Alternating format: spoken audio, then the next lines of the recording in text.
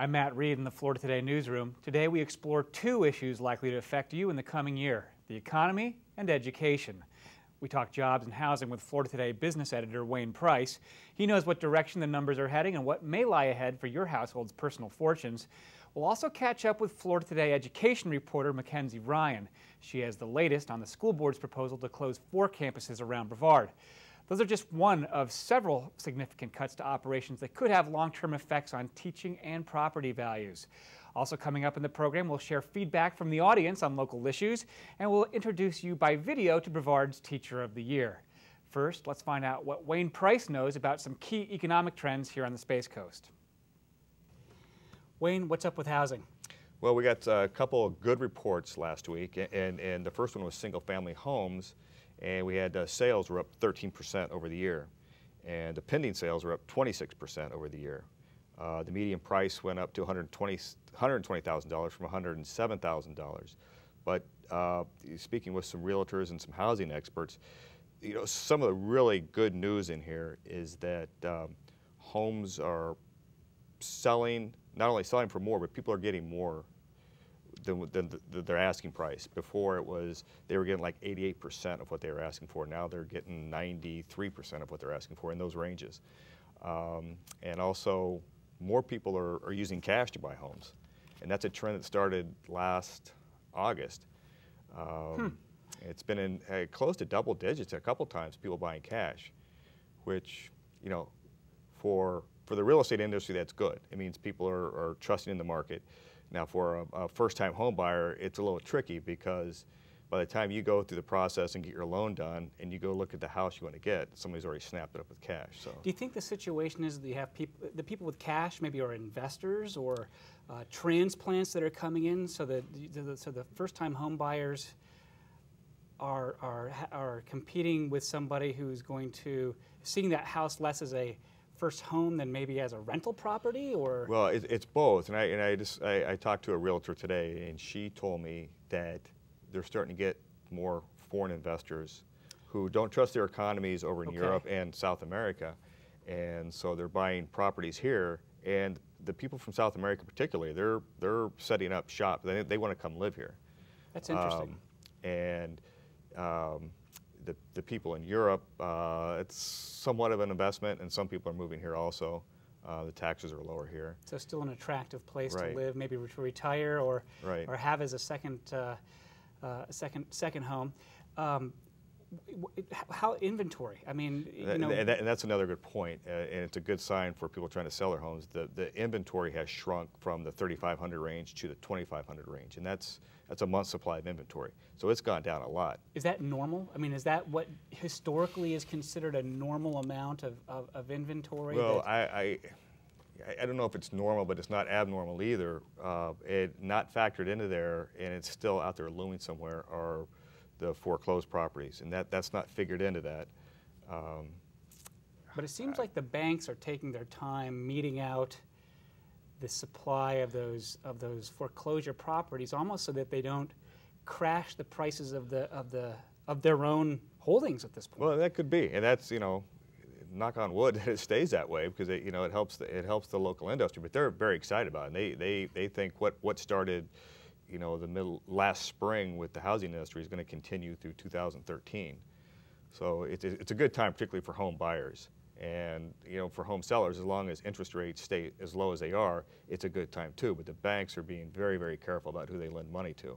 So even though the rates are low, it's still tough to get a loan in many cases. So people are still, so credit's still somewhat tight. Sure. But it sounds like people are making moves. They're getting on with their lives. You're starting to see some cycling of dollars and people moving and up or down in some fashion. Sure, and I'm on a list, and I get notices of new listings, and there was a place for sale by my house, and I drove by there, and there were 3 or 4 people waiting in line to go through it to see it, and you know, that reminds me back in the days of 2005, 2006. It was neat to see, but it was also kind of scary. Saying, I hope this doesn't start again, all this hype. But the realtor I spoke with today, she told me that there's even some property flippers out there again. So on New Year's night, we saw something in my neighborhood over on the South Beaches that I hadn't seen in years. It was Big fireworks blowing up over the neighborhood. And I looked at that and I thought two things. One, there's some families moving back in here where you've got young people and kids who would be delighted with that. And two, people have some money to spend on fireworks. Yeah. so those are good signs for the economy. What about affordability? You know, that was something that we really came to grips with. Well, right now, prices are pretty good, but each month they're going up a little bit. You know, that's kind of a good problem to have, right? Especially for the real estate market. I don't see that being a problem, you know, for a couple years. Okay. But I mean, it's definitely heading that direction if prices go up. Sure. So people who own properties are beginning to see their net worth go up a little bit as their properties do. In some communities, right. But we're not out of whack yet with affordability. You know, first-time home buyers can get in. Not by a long shot. That kind of thing. Like I said, first-time home buyers, if they can get the loan, and like I said, banks are being very careful. Certain hot spots in the county versus others? West Melbourne's a good spot, Sun Tree, Vieira, and the beach side. And Melbourne Beach, the head of the Melbourne Area Association Realtors told me that by the time somebody makes a first offer, the house is already snapped up in many cases. Wow. That's what she's finding. Big difference from a couple of years ago. Right. Let's talk a little bit about what might be behind some of this. You also did a story on unemployment rates. Right. Where do things stand today? Well, the unemployment rate, it shrunk from November to December slightly, but the bigger picture is year over year. It went from, I think, 10.7% to 8.3%. That's a huge swing in a year's time. And the big thing about it, we've added 6,000 jobs over the year from what was here. And sometimes with unemployment rate, it's a little bit tricky. If your workforce goes down, your unemployment level goes down, and that's not a healthy way to get the unemployment down. But in this case, you know, the workforce increased. The unemployment rate went down, and the number of jobs went up, and that's the kind of trend you want to see. How did that happen? Were there certain sectors that are hiring well, or surprisingly, you know, the big gains were in retail. The big gains were in the hospitality industry, which is a sign tourism's coming back, and surprisingly, is that manufacturing even showed an increase, and that's, you know, I haven't seen that in a long time. And you know, some of that has to do with the aviation aerospace picking up at Melbourne International Airport with Embraer, and then also there's a company in Titusville, Professional Aircraft Accessories, and they just did a recent expansion, and both companies have been very good about hiring former space workers and bolstering their workforce. So that's out there. That workforce is there, and it sounds like they're getting picked up a little bit. Right. You know, I saw some data that was eye-opening, and it showed GDP among the manufacturing sector going up pretty nicely. Right. But jobs going up even slower, or significantly slower, suggesting that these companies are becoming more productive. So now they've reached the point that they're more productive and hiring. Right. That could be good news for the economy. Right. And you know, a lot of these companies too, they're making huge capital investments too, which, you know, leads to construction jobs. And then, you know, they buy machinery. You know, it leads to you know, more tax revenues for local communities. So. Let's talk about construction. That was the part of the economy that really seemed to be in a crater. What direction do you see those kinds of things happening? Housing starts? You know, I've both housing and commercial construction, and I've talked to representatives of both sectors, and they don't see the problem getting any worse this year. Maybe slight improvement. Now, there's building going on, like we mentioned before, West Melbourne and Sun Tree, Vieira. There's homes that are being built, and they're being sold, but they're not being built on speculation. They have contracts in hand, and it's really neat to go out there and see, because you haven't heard that sound in a long time. To hear the builder say this is like a symphony to them, because it's the hammering, it's the sawing, it's the beep beep of the, you know, the earth movers, you know, backing up, and it's a really neat sound for those guys to hear. But they're being much more careful than they were, you know, 4 or 5 years ago during the boom, and they're making sure they got the contract in hand. And so you have people that are going really from job to job to job as the demand comes in, as opposed to throwing up a subdivision, hiring a bunch of people, like you said, on speculation, and then trying to move this inventory to whomever might be out there. So that's different from what we definitely saw back in and I spoke with Dave Armstrong, and he's the outgoing president of the Home Builders and Contractors Association of Brevard, and he had told me he's doubled, you know, his orders from last year, And that means he's hired many more subcontractors, the electricians, the plumbers, and puts those people back to work. But it's still not there yet. It's slow going. But one good sign, and the people of Port Canaveral, they sent me a photo a couple weeks ago, and it was a bunch of lumber being offloaded from one of the cargo ships, and this lumber is from Germany. And they said they haven't seen that for at least 5 years. And what that tells them is that Central Florida's housing's picking up, because this is home lumber for home construction. Wow, so if you're bringing in lumber by ship, that's a pretty significant order. So it's a positive sign. Great. So you see the three things. You see job growth, you see home values doing a little bit better. Sounds like we're slowly recovering in housing. What does it add up to you? Well, it's all positive signs. It's certainly better than the opposite, that's for sure. If you drive out to the area, you see a lot of commercial construction taking place. And those companies that come in, and there's some national retailers that are coming in, those guys look at demographics and they have it down to a science. And if they see growth, then they commit to an area. So if you go out there, you'll see some national chains that are building properties out there. So that's a good sign. I mean, they see something about this economy. That a lot of us aren't privy to that information, so that's good. Is that what they call green shoots? Sure. All right. I think so. Thanks, Wayne. Appreciate it. Thank you. Remember, to share your take on those issues or anything else you hear on today's program, send an email to letters@floridatoday.com. Speaking of feedback, here's Florida Today Public Interest Curator Alice Garwood with a look at what you're saying. Several readers weighed in on the school board's proposal to close schools. Former board member B. Fowler of Cocoa Beach favors more administrative cuts over closing schools. She writes, "When it comes to balancing the budget, Brevard County School Administration wants to convince the school board and the public there are no further reductions possible in central administrative positions. To prove this, they use figures from other school districts in comparison. All that proves is other school districts also are top-heavy in administration. Closing neighborhood elementary schools is not in the interest of kids or communities." Chris Quavillan of Satellite Beach says education should be a higher priority in Florida. He writes, "I voted for the half-cent sales tax increase and would gladly do so again. For those who feel they shouldn't pay more to help education because they don't have children in school, consider that children in these schools will become doctors, lawyers, teachers, and craftsmen in the future." Josh Krupnick of Cocoa blames school officials for the district's budget woes. He writes, "Superintendent Brian Bingley and the school board have proven to be poor stewards of our tax dollars, mismanaging the people's hard-earned money.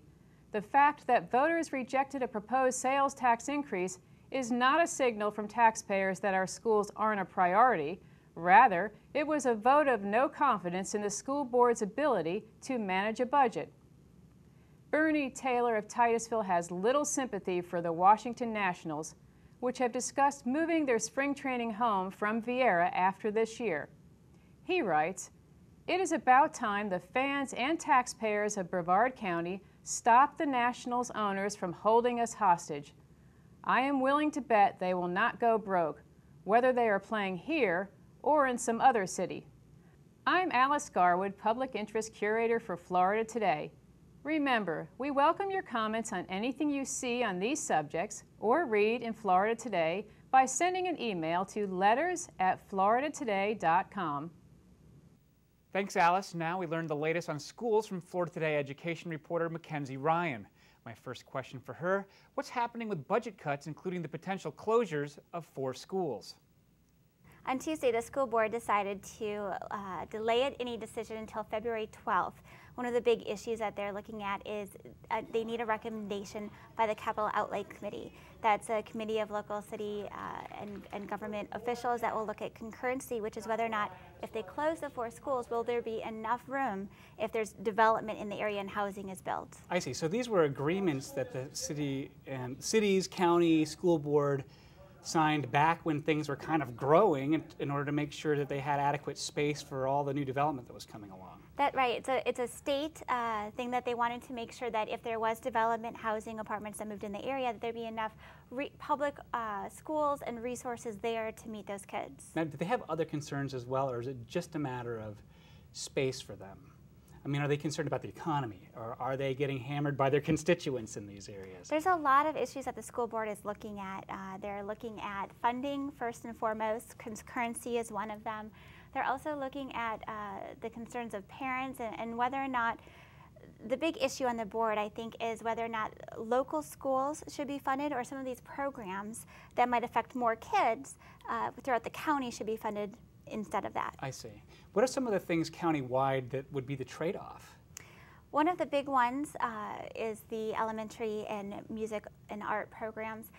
That's been about the same amount of money that they're looking at spending. Oh, I see. One of the things that came up kind of at the last minute was this possibility of refinancing past debt that the school district took on to build schools and fix them back during the housing boom. Can you explain that?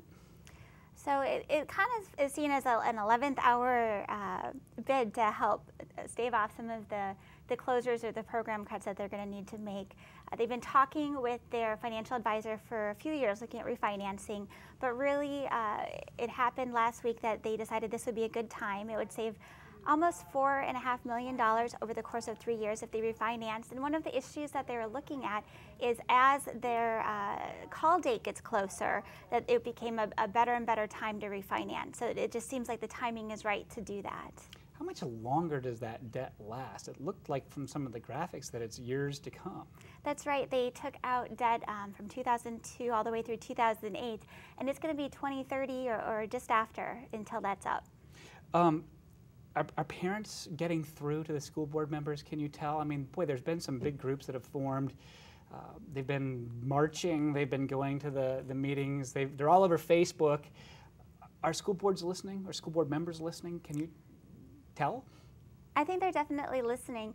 It's interesting on the school board, if you remember at the beginning of the meeting on Tuesday, there was a vote. Amy Nisi decided to put through a motion to try and save the 3 elementary schools. That would be Gardendale, Sea Park, and South Lake Elementary Schools. It was a swing vote, and it failed 3-2. So Amy Nisi and Michael Krupp were the ones who wanted to keep schools open, and the other board members voted no. How did she propose doing that? Was it with the refinancing? Was it to cut someplace else? What was her explanation for doing that? She's really come out as a strong advocate for community schools, and so I think she feels that this is something that they could keep open with some of the refinancing options that they have. It seems like there are 2 sort of camps on the school board, maybe one swing vote somewhere in there. One is pushing more towards, let's close these schools, or at least let's consolidate schools and make sure that we're making the best use of our space. And others that are like Amy Nisi now, who seem to be pushing more towards let's keep them open. Can you kind of give me a breakdown of how the thinking goes for either camp? So there's been a lot of talk of these being community schools, and I think Amy Nisi has been a strong component of wanting to keep community schools open, to keep neighborhood kids in their neighborhoods. Okay. So if they close Sea Park, for example, in Satellite Beach, there would be some students that have to travel up to Cocoa Beach, and that's been a big concern on Beachside. Same would be for Titusville closures, or possibly even Gardendale, having to go to different schools outside of their neighborhood. The other camp, however, is talking about just the choices that they have to make overall in terms of school funding. So if they were to close the schools, they would be able to keep some of the programs that perhaps would affect more students. They've talked about the need to keep art and music in the elementary schools. It's not something they're required to provide via state law, but it's something they've prioritized over the time. It sounds to me, and from looking at the numbers, like the cuts go far deeper than even the potential closure of schools. I think that's almost $4 million out of some 30 or more the school board is looking to pare out of its operating budget. What are some of the biggies that are on the list for those kinds of operational cuts next year? Sure, there's almost 50 different options that they're looking at for closing schools, and we're looking at almost more than 400 jobs that could be cut. The big one, I think, is the loss of a planning period for secondary teachers. That's middle school and high school teachers. They typically get 2 periods for planning right now, and that could be eliminated. It's an $11 million cut, and you're looking at teacher layoffs if that's were to happen. Wow, how many teachers are they looking at, you know, whether they're layoffs or they close positions or something like that? How many? It could be more than 100 for sure. Now, it's been interesting because in talking to the union, which recently passed a contract that would allow for this type of thing to go through, they believe the layoffs or the job losses would be mostly taken through attrition or retirement, people moving on to different jobs. Baby boomers beginning to retire, maybe some people getting fed up with all the politics in schools and moving on. But there's also another thing that I understand that they're considering doing, and that is disregarding the class size amendment, or at least the strictest rules under those. Explain.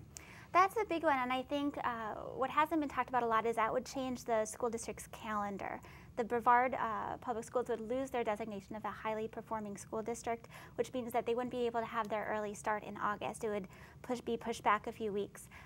If they disregard the class size law, that means that they would go towards a school average instead of per classroom. So we're talking about specific examples of growth in different schools and them being able to adjust as needed. So you could potentially lose teaching positions because you don't need them because the teachers who are there are able to take on more students. Then at the secondary school, they're taking on more periods. What have the teachers and the union, and what has their position been in all of this? I mean, it's going to amount to more work, especially for the secondary teachers, the middle and high school teachers, who might have to have more essays to grade or tests to look at night. So it's definitely been a voice of concern. Tallahassee seems to be a big question mark right now. Have the school board members said anything about what they expect might happen coming out of the Capitol this year? Might there be more money coming through for them somehow, or are they kind of going forward as if they can't count on Tallahassee? That's been a big question and one of the big unknowns that they're looking at. The governor recently announced one of his budget proposals would be to give raises to classroom teachers, $2,500. It's yet to be seen what that will mean and if that will actually come through with the legislature, but that's one of the big unknowns. Do you think that's going to happen? Do you think Governor Scott really means it? He wants to come through with a raise for teachers, or do you think that's just politics right now? I think time will tell. In talking to Judy Preston, the school district's financial guru, as she's been called, she said that in times past, politicians have sometimes come out with press releases that have had really positive budget sound clips. But in reality, they've put money towards one thing while taking money away from something else. So it will be time will tell whether or not that's the case. You just wrote a great Sunday explanatory story about how we got into this mess a little bit, and it sounds like those kinds of moves that the legislature made with tax rates and those sorts of things made a difference in all of this. What happened? It's interesting. So if you go back a few years, during the housing boom in 2005, there was a lot of growth happening in Brevard. People were moving to the area, and the school district was seeing 800 to 1,300 students come in each year. So naturally, they needed more space for their kids at the time. And at the same time, there was a state law that was passed mandating class size so that they couldn't limit the number of kids in each class. They needed to limit that. They needed more classrooms. They needed more classrooms. And so there was an ambitious plan that they put out to build 7 new schools and redo each of Brevard's schools. They borrowed a bunch of money during that time, but and they went about doing this, but some of the costs hit, and so they never quite finished. So they borrowed a bunch of debt, and then the recession hit. People started moving away. There was less state taxes from the tax valuations that were dropping. And the state lawmakers at the time looked at what was happening statewide, and they said, well, we really don't want to raise state taxes during a recession. They felt that would make it worse. So they did something with the school funding formula, which redirected the money that they were already getting away from the capital budget towards the operating budget. So it was almost like taking on a big mortgage in the middle of the housing boom, and then seeing your income go down. Maybe you lose some work or a job or something like that, and whoa, now all of a sudden this mortgage is crowding out many of your other expenses. That's exactly what happened. The Brevard superintendent, Brian Bingley, has compared it to if you had a mortgage, maybe a car payment, and you had a salary of $50,000, but then it went over 4 years to $18,000. That's the case that they're looking at for their capital budget. Thank you, Mackenzie. Thanks. Difficult times for schools, to be sure. But that doesn't mean educators have given up or that our community has stopped recognizing its best. Florida Today cameras recently caught up with Brevard's Teacher of the Year.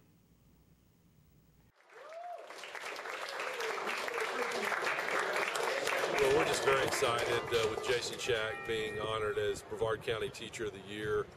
It speaks volumes of Jason's, not only his teaching ability, but his overall character and just what he means to the students and staff members here at Melbourne High School. He's just a great role model. He works with all different levels of students and just really generally cares about each and every one of them. And we're just so proud of Jason and what he stands for and how he represents Melbourne High School. I mean, it just absolutely amazing. I mean, it's like a dream. Just being before an amazing group of people like that, and that whole auditorium. I mean, from the employees to the teachers. I mean, everybody. That's what makes up education today. That's what makes education special. All those people there, we're there for the same reason, and that's the students. Whether it's a volunteer, an employee, or a teacher, we're all there for the students. And to be part of a representation of a county like this that is so big and just so many talented individuals, I mean, it's truly humbling and amazing.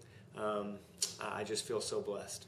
There's a lot of aspects of my job in physical education that I really, really like. I mean, it grants me a little more time for one-on-one interaction with students, especially the students that are in a little more need, than others. And it's a perfect platform to be able to accomplish what I want to show these kids and teach these kids. Good stuff. Remember, to share your opinion on the show or anything you read in Florida Today, write us at letters@floridatoday.com. That's the program. I'm Matt Reed. We'll see you right here next week on WBCC and FloridaToday.com.